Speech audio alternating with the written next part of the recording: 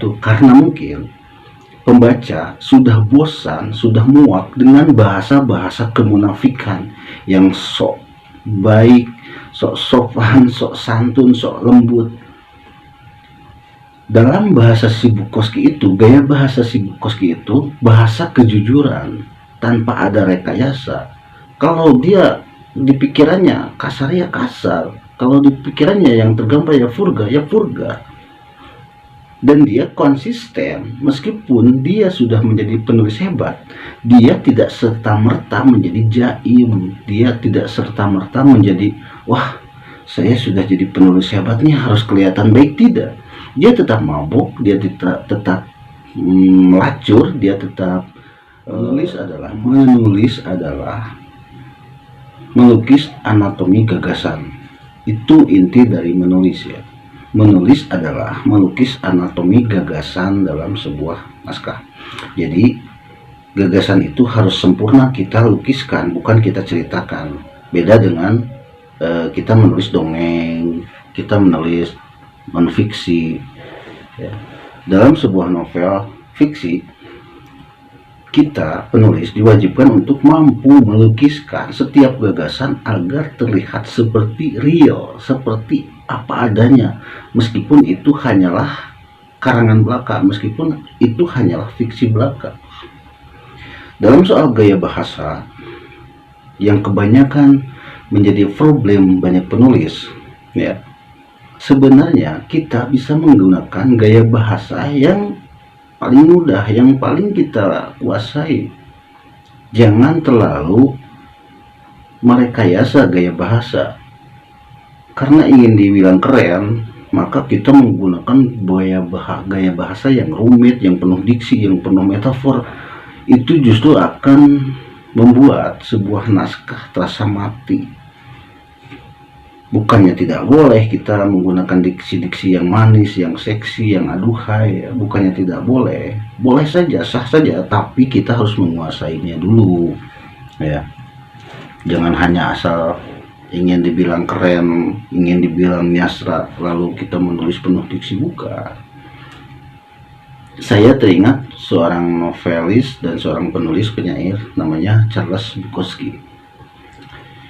Dia sebelum menjadi penulis hebat, dia hanyalah seorang pemabuk, dia penjudi, dia pezina. Dia pun hanya bekerja sebagai di kantor pos sebagai penyortir surat-surat. Tapi sambil mabuk, sambil berzina, sambil berjudi, dia tetap menulis. Dia menulis syair-syair, dan gaya bahasa si Bukowski ini adalah gaya bahasa yang vulgar, gaya bahasa yang banyak editor bilang pada zamannya itu, editor bilang tulisan dia itu menjijikan, kotor, vulgar, pokoknya tidak layak untuk diterbitkan. Uniknya lagi, si Bukowski itu seolah tidak mendengar kritikan dari orang lain. Dia tetap menulis dengan gaya bahasanya tersebut, dia tetap kritis, dia tetap dengan gayanya yang kotor, yang vulgar itu, dan dia lebih nyaman, mungkin lebih nyaman mengangkat tema-tema kemiskinan, lalu dia mengangkat tema-tema ketidakadilan dengan bahasa yang sadis, yang sarkas ya, yang kasar, yang kotor. Makanya mungkin di zamannya itu tidak ada penerbit besar yang mau menerbitkan naskahnya. Hingga pada suatu saat si Bukowski yang pemabuk itu, si Bukowski yang pezinah itu, si Bukowski yang penjudi itu ditawari oleh sebuah penerbit kecil. Mungkin kalau di Indonesia itu penerbit indie ya, penerbit mandiri yang mencetak dalam jumlah kecil, lalu tidak berhubungan dengan banyak massa ya, bisa dibilang gitu. Lalu si Bukowski diberi tawaran, diminta untuk menerbitkan naskahnya di penerbit tersebut, dengan catatan si pihak penerbit itu tidak menjanjikan apa-apa kepada si Bukowski. Jadi Ya terbitkan saja naskahmu, soal laku atau tidak ya kita lihat saja belakangan gitu. Si Bukowski pun mau menerbitkannya. Dan ingat, selama perjalanan hidupnya sampai mati, si Bukowski tidak berubah, tetap pemabuk, tetap pezina, tetap penjudi, dan tetap menjadi penulis yang hebat karena gayanya khas. Novel pertama yang, kalau nggak salah, novel pertama yang diterbitkan si Bukowski itu adalah Post Office ya, judulnya Post Office. Nah, novel itulah yang mengangkat namanya.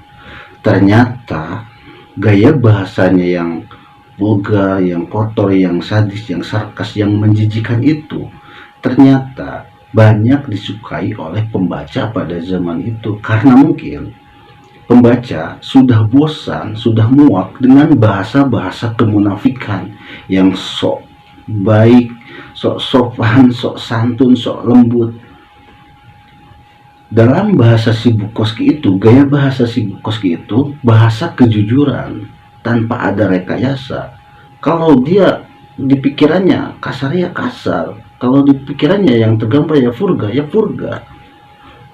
Dan dia konsisten, meskipun dia sudah menjadi penulis hebat, dia tidak serta-merta menjadi jaim, dia tidak serta-merta menjadi, wah saya sudah jadi penulis hebat nih harus kelihatan baik, tidak. Dia tetap mabuk, dia tetap melacur, dia tetap memarahi audiens ketika dia sedang berbicara. Dia tetap sarkas, dia tetap kritis. Pokoknya si Bukowski tidak berubah sama sekali. Dia tidak berusaha, bahkan dia tidak berusaha mengubah dirinya untuk menjadi baik.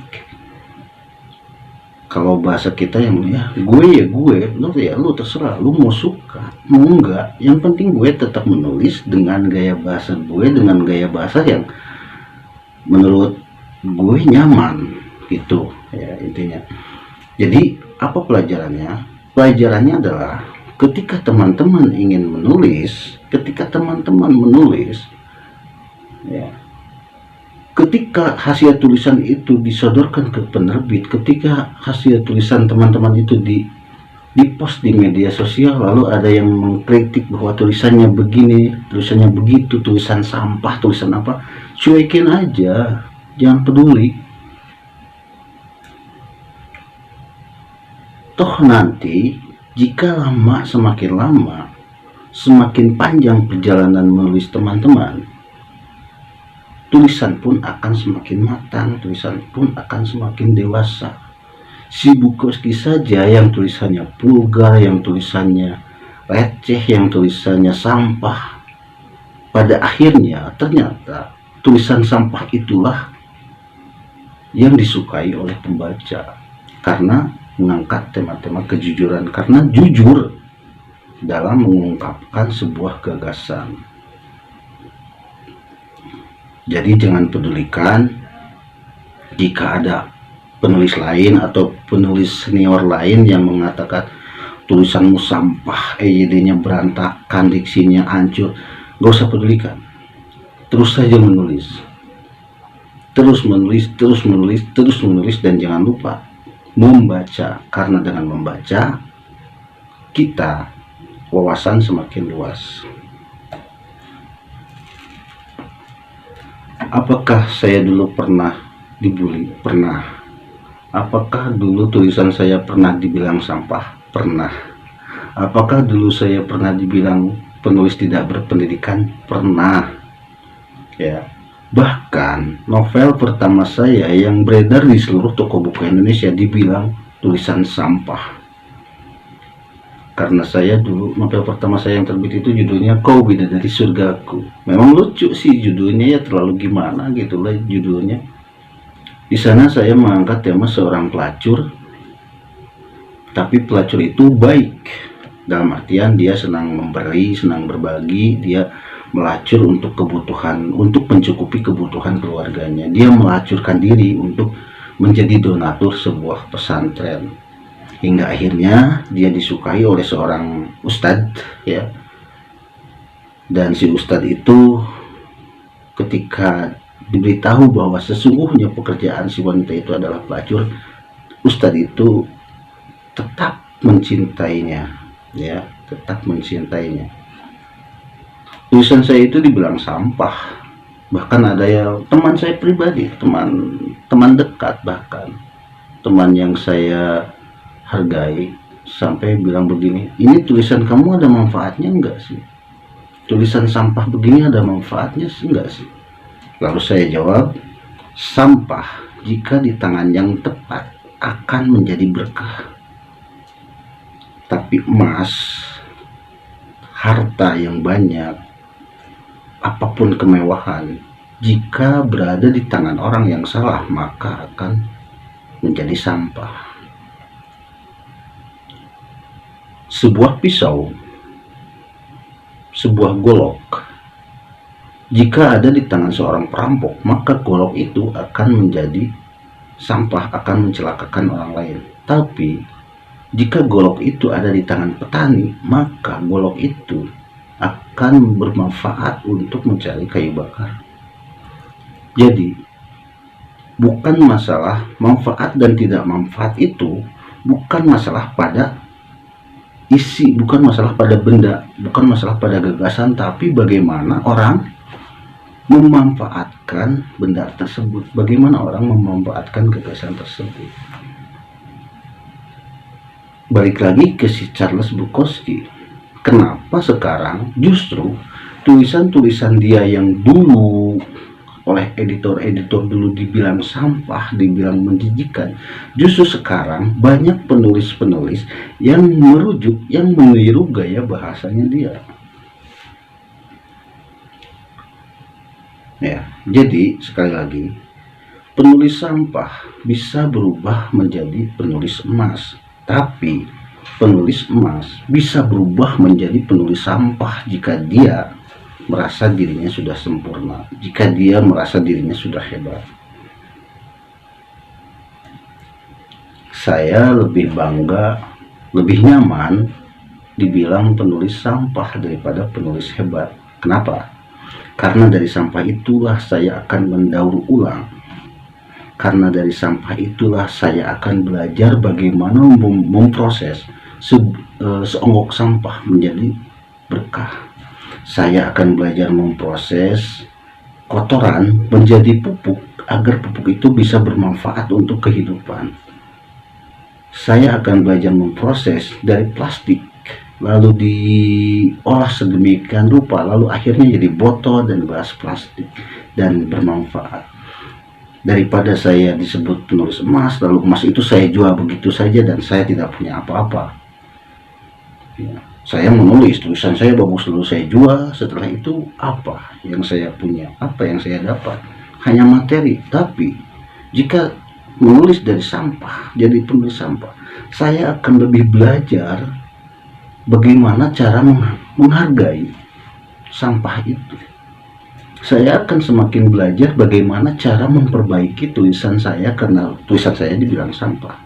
Tapi ketika saya dipuji menjadi penulis hebat, ketika saya dipuji penulis yang keren, yang besar, saya tidak akan tumbuh lagi, saya akan stuck di sana. Bahkan saya bisa jadi orang yang besar kepala, sedangkan besar kepala tidak akan masuk helm. Ya, paham ya teman-teman ya? Jadi santai saja, tidak perlu sakit hati, tidak perlu kecewa ketika teman-teman tulisannya dibilang sampah.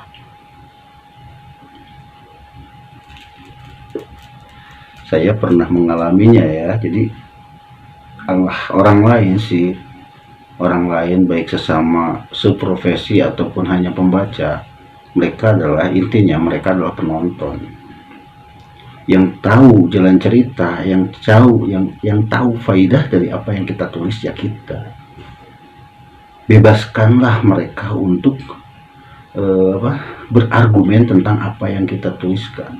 Bebaskanlah pembaca untuk berargumen sebebas-bebasnya, mau berpandangan positif, mau negatif, mau bilang bagus kepada tulisan kita, mau bilang jelek kepada tulisan kita, ya bebas-bebas saja, terserah mereka. Yang penting kita si penulisnya harus tahu apa manfaat dan tujuan kita menulis ini, itu loh. Paham ya?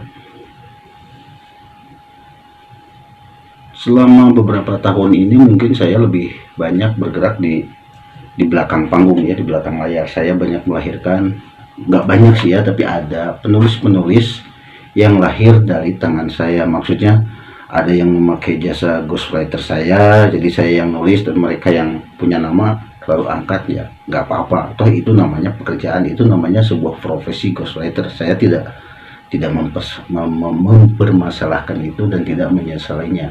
Justru saya bangga menjadi seorang ghostwriter jika orang yang memilih saya untuk menjadi ghostwriternya terangkat namanya. Lalu ada juga beberapa orang yang belajar nulis kepada saya, ikut privat. Ada yang berbayar, ada yang gratis. Ya, saya pun bangga kepada mereka karena mereka bisa mampu mengangkat namanya sendiri dengan apa yang sudah saya jabarkan. Dan saya kepada peserta kelas nulis, siapapun selalu berbicara seperti ini. Kamu harus menjadi penulis sejak dalam pikiran. Pikiran penulis itu bagaimana? Jika kamu tidak memiliki pikiran seorang penulis, maka kamu akan susah untuk menjadi penulis. Kamu mungkin akan jadi hanya tukang ketik. Kamu hanya akan menjadi tukang salin ide orang lain lalu dipindahkan ke dalam karyamu. Penulis itu harus mengeluarkan ide-ide yang original, yang benar-benar murni dari sini. Ya. Adakah ide yang original? Ada. Ide yang original adalah ide yang mampu mengadopsi dari ide-ide yang sudah ada lalu mengubahnya, mengemasnya dalam versi yang berbeda. Itu maksud saya. Intinya, sekali lagi, jangan pernah down, jangan pernah putus asa, jangan pernah merasa minder ketika ada orang yang bilang kita hanyalah penulis sampah. Ingat, kita adalah pendaur ulang sampah agar sampah itu menjadi semakin berkah, semakin bermanfaat. Ya, daripada kita penulis emas, lalu emas itu kita jual, kita tidak punya apa-apa lagi selain materi. Tapi ketika kita menjadi penulis sampah, kita akan semakin belajar, kita akan semakin matang, kita akan semakin dewasa dalam menulis. Begitu ya. Assalamualaikum warahmatullahi wabarakatuh.